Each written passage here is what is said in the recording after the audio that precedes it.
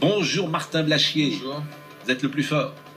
Mais non, mais c'est vrai. Écoutez, je prends la France à témoin. Il n'a pas réussi à se faire entendre du gouvernement, mais hein, non, quand mais même. voilà, moi, si vous étiez le moins fort, je dirais vous vous êtes trompé. Qu'est-ce que vous voulez que je dise? Faut le dire. Quand les gens se trompent, faut le dire. Quand les gens se trompent pas, faut le dire. Les réa baissent.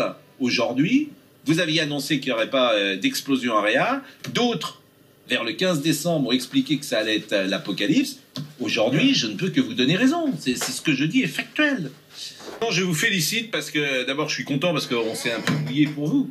C'est vrai. Hein, moi, je vous ai beaucoup reçu, donc je trouvais intelligent ce que vous dites. Donc, je suis content que ce que vous disiez soit juste parce que j'écoutais tout le monde et moi, je vous connaissais pas au départ. Donc, j'écoutais tout le monde et je voyais d'un mois à l'autre, d'une semaine à l'autre, ceux qui disaient parfois n'importe quoi et ceux qui disaient des choses qui étaient intéressantes.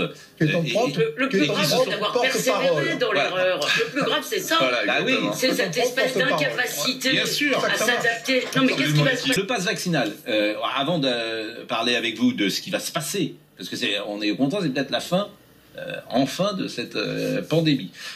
Bon, d'abord, une petite question toute bête. Pourquoi vous, qui faites des modèles, pourquoi les autres ne font pas les mêmes modèles? Pourquoi? C'est pour des raisons idéologiques que le 15 décembre, certains sont venus, je pense par exemple à Rémi Salomon, qu'on a passé plusieurs fois ici, qui est un des membres de la PHP, qui expliquait que ça allait exploser. Mais pourquoi lui, il dit ça? Puisque vous avez d'autres modèles, manifestement, où le 15 décembre, vous dites ça n'explosera pas. Je comprends jamais. Non, mais c'est une bonne question, mais le pire, c'est que Arnaud Fontanet, qui est quand même l'épidémiologiste du Conseil scientifique, a dit à une heure de grande antenne la semaine dernière que d'ici au 1er février, on allait avoir une augmentation très importante des patients en réanimation et que ça allait atteindre les pics qu'on avait eus lors des premières et des secondes vagues. Pourquoi ils disent ça, alors? Parce qu'ils se sont trompés. Oui, et pourquoi? Parce qu'ils se sont trompés, parce qu'ils ont développé une espèce d'idée qui était que la contagiosité allait compenser la moindre gravité du micron. Je n'ai pas arrêté de dire, mais regardez les données. C'est-à-dire que les gens, en fait, il y a une personne qui dit ça. Après, ça fait une espèce d'écho comme dans l'eau. Mais c'est des professionnels. Ils se trompent. Oui, mais ils se décrédibilisent, surtout. Oui, mais le problème, c'est que les décisions étaient prises sur l'appréciation de ces gens-là, qui ont fait des prévisions qui étaient erronées. Et ce matin, ce monsieur qui a été sur une chaîne concurrente en disant... On a évité le scénario le pire grâce au comportement des Français, alors qu'on est en France, le pays où Omicron a été le plus vite. Je pense qu'il y a un vrai problème. C'est-à-dire qu'au bout d'un moment... Ils n'ont jamais tort. Alors que ces gens-là... heureusement qu'on a parlé. Non, mais alors que ces gens-là ont une responsabilité immense. Vous imaginez ce qui s'est passé là, rien que les mesures qui ont été prises ont coûté des milliards à la France, que ce soit en tests, que ce soit avec le télétravail, que ce soit pour les restaurateurs. Mais bien sûr qu'on aurait pu faire... Si on n'avait rien fait, si on n'avait pas fait le télétravail, par exemple, ça serait la même chose. Mais bien sûr, c'est-à-dire que c'est des mesures qui ont été prises avec leur fameuse idée, on va baisser nos rapports sociaux de 20%, ça va diminuer les hospitalisations de 50%. Ils étaient en fait, ils sont partis sur des mauvaises hypothèses, l'hypothèse que l'Omicron était un petit peu moins virulent. Donc s'ils étaient là aujourd'hui, ils vous diraient, c'est grâce à nous que... la rhétorique systématique. Voilà, il vous dirait, par exemple, le télétravail qui a été décidé il y a quelques jours, c'est... Avant le week-end, vendredi, il a dit on va atteindre des niveaux jamais atteints dans les services. Ça, c'est Arnaud Fontanet. Arnaud Fontanet. Il a dit la semaine dernière. Et ce matin, il dit on a évité le pire grâce au comportement des Français. Non, ils sont incapables, en fait. Ils sont tout simplement incapables de s'adapter à un nouveau cours. C'est ça le truc. Oui, j'entends bien. Non, mais parce que je pense que Emmanuel Macron n'a jamais été un enfermiste. Jamais. Il ne l'a jamais été. Donc s'il a pris ces décisions, c'est parce qu'il a été poussé par des gens qui lui ont fait peur. Qui lui ont fait peur à la fin d'année. Et les jauges, par exemple, les jauges comment dire, dans les stades de foot, faut les lever. Ils n'ont pas réussi à freiner cette vague Omicron.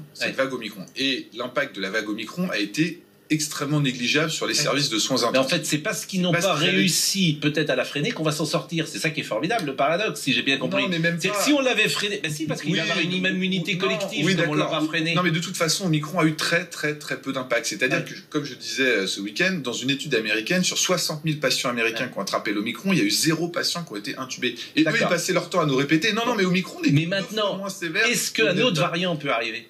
Mais tout peut arriver. Une météorite peut tomber sur la Terre. Non, mais tout peut arriver. Mais est-ce que le fait qu'il y ait un variant beaucoup plus sévère qui fasse très mal à la population française, c'est très peu probable. Un, la population est très bien immunisée.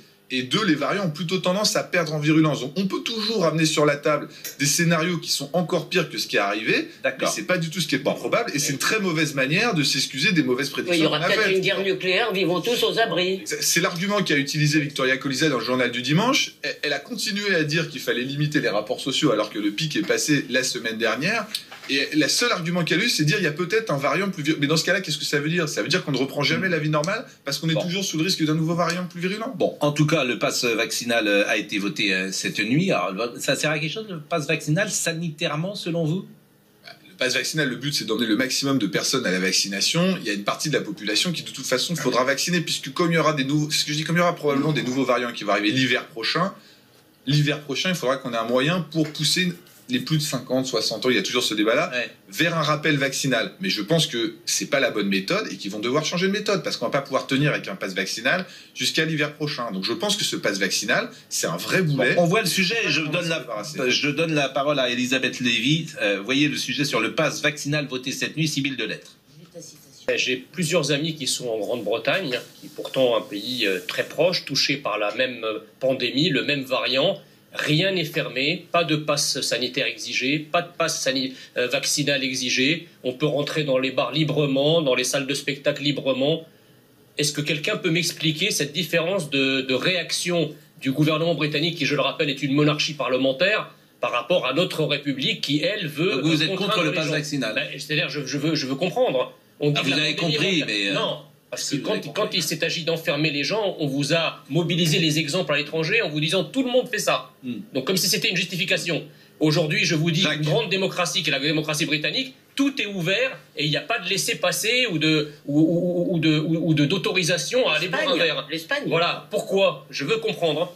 Marine Lançon a écouté Monsieur Fontanet qui était à France Inter ce matin, il dit la même chose que vous.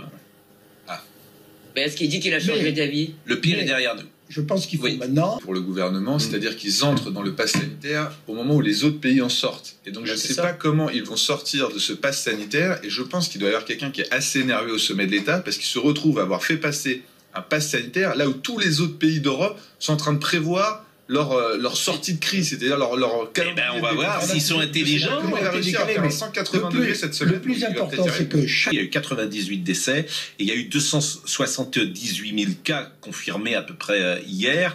Et là encore, ça baisse le nombre de cas confirmés. Mais est-ce qu'on sait, puisque tous les jours ça a été 300 000, 400 000, est-ce qu'on sait le nombre de gens en France qui ont été contaminés? C'est pas facile à savoir. On pense qu'il y a à peu près 95% de la population française, c'est pas forcément des études qui ont été faites en France, mais qui sont immunisés, c'est-à-dire qui ont soit rencontré le virus, soit qui ont eu un schéma vaccinal complet, donc il y a une très très grande partie. Mais ce qui est intéressant sur le nombre de patients qui sont en réanimation, on dit 3800. Ça veut dire que la vague Omicron, quand elle a commencé, je crois qu'on devait être à 3300, 3400. C'est-à-dire que l'impact de la vague Omicron sur la réanimation, tant bien que ce ne soit pas le résidu de vague Delta, il a été quasiment négligeable.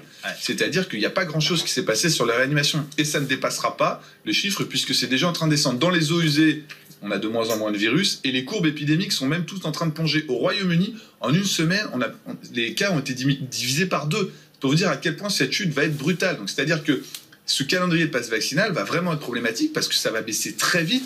Et au bout d'un moment qu'on n'aura plus de cas et que les services se seront un petit peu vidés probablement autour du 15 février, j'entends ce que vous dites, mais moi je pose toujours des questions.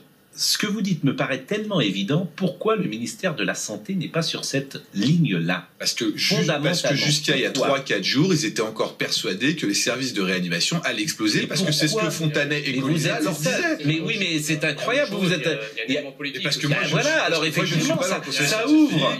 Non, mais ça ouvre la porte à toutes les interprétations. Il y a un élément politique auquel d'ailleurs les Français ont l'habitude depuis maintenant une quarantaine d'années, c'est-à-dire faire peur. Ça permet effectivement aux Français de s'arnacher au pouvoir en place.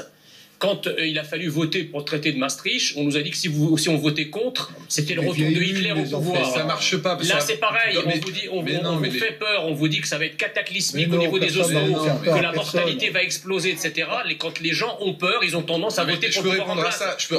Emmanuel Macron est quand même pas quelqu'un d'idiot. Vous êtes d'accord avec moi? Donc il se doute bien que... Non, mais c'est quelqu'un d'intelligent. Il se doute bien que la stratégie de la peur, si jamais les chiffres ils sont divisés par 2 la semaine d'après, ça va pas marcher. Donc c'est évident que c'est pas le pari qu'il a fait. Qui est pris est bon à prendre. Jacques Séguéla. Ils ont peur parce qu'ils sont mal conseillés. Ils ont peur parce qu'ils sont mal conseillés. Jacques Séguéla. Via l'analyse de nos eaux usées, que nous viendrait la bonne nouvelle, la possible fin de la vague Omicron. Sur les réseaux sociaux, Martin Blachier l'annonce. Ça baisse partout en France dans les eaux usées. C'est clairement la fin de la vague Omicron.